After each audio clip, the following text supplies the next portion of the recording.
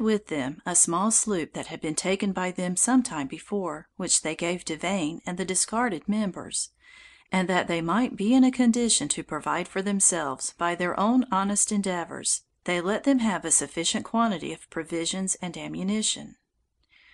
John Rackham was voted captain of the brigantine in Vane's room, and he proceeded towards the Caribbee Islands, where we must leave him till we have finished our history of Charles Vane. The sloop sailed for the Bay of Honduras, and Vane and his crew put her in as good a condition as they could by the way, that they might follow their old trade.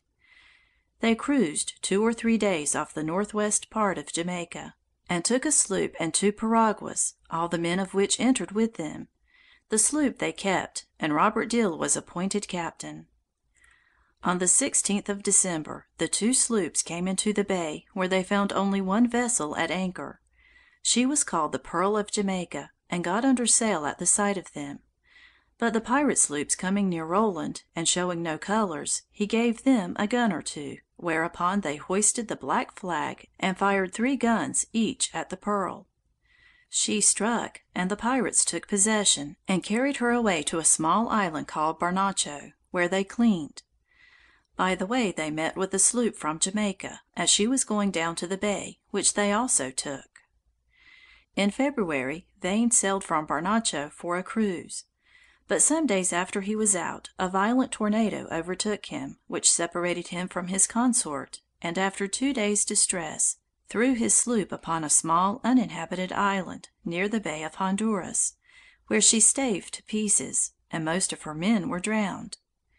Vane himself was saved, but reduced to great straits for want of necessaries, having no opportunity to get anything from the wreck. He lived here some weeks, and was supported chiefly by fishermen, who frequented the island with small crafts from the main to catch turtles and other fish. While Vane was upon this island, a ship put in there from Jamaica for water, the captain of which, one Holford, an old buccaneer, happened to be Vane's acquaintance. He thought this a good opportunity to get off, and accordingly applied to his old friend.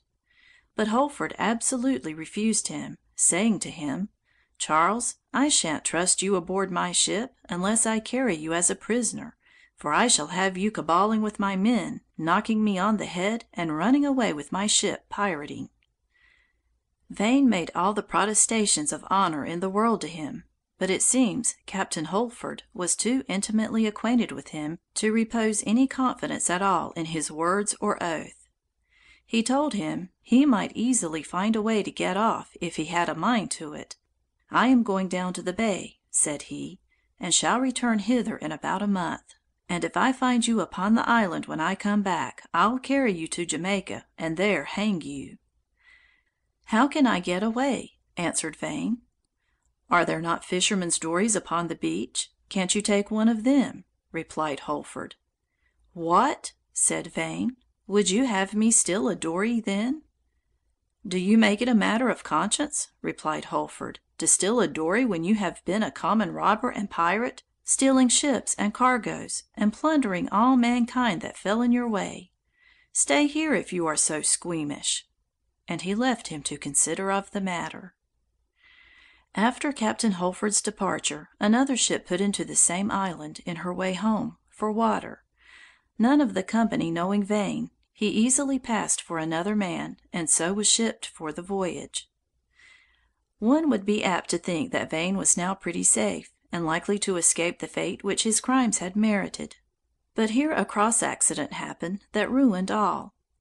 Holford, returning from the bay, was met by this ship, and the captains being very well acquainted with each other, Holford was invited to dine aboard, which he did. As he passed along to the cabin, he chanced to cast his eye down into the hold, and there saw Charles Vane at work. He immediately spoke to the captain, saying, "Do you know whom you have got aboard there?" "Why," said he, "I have shipped a man at such an island, who was cast away in a trading sloop, and he seems to be a brisk hand." "I tell you," replied Captain Holford, "it is Vane, the notorious pirate." "If it be he," cried the other, "I won't keep him." "Why, then," said Holford, "I'll send and take him aboard, and surrender him at Jamaica." This being agreed upon, Captain Holford, as soon as he returned to his ship, sent his boat with his mate, armed, who coming to Vane, showed him a pistol, and told him he was his prisoner. No man daring to make opposition, he was brought aboard and put into irons, and when Captain Holford arrived at Jamaica, he delivered up his old acquaintance to justice, at which place he was tried, convicted, and executed, as was some time before Vane's consort, Robert Dill, who was brought thither by one of the men of war. It is clear from this how little ancient friendship will avail a great villain, when he is deprived of the power that had before supported and rendered him formidable. Chapter 22.